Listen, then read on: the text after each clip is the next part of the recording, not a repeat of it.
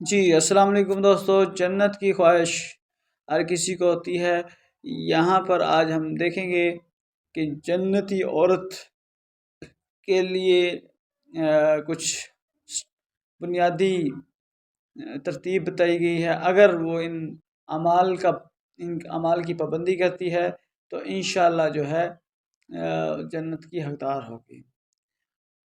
جو عورت جو ہے 5 وقت کی نماز پڑھتی ہو، ماہ رمضان کے روزے رکھتی ہو، اپنی شرمگاہ کی حفاظت کرنے والی ہو، اپنے شوہر کی اطاعت کرنے والی ہو، تو اس سے کہا جائے گا کہ جنت کے جس دروازے سے چاہو داخل ہو جاؤ۔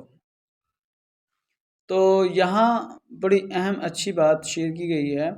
اس کے علاوہ اخلاق کے حوالے سے بہت زیادہ تاکید کی جاتی ہے، تو ہمیں راوی کے ساتھ حدیث بیان کرنی چاہیے۔ یہاں پر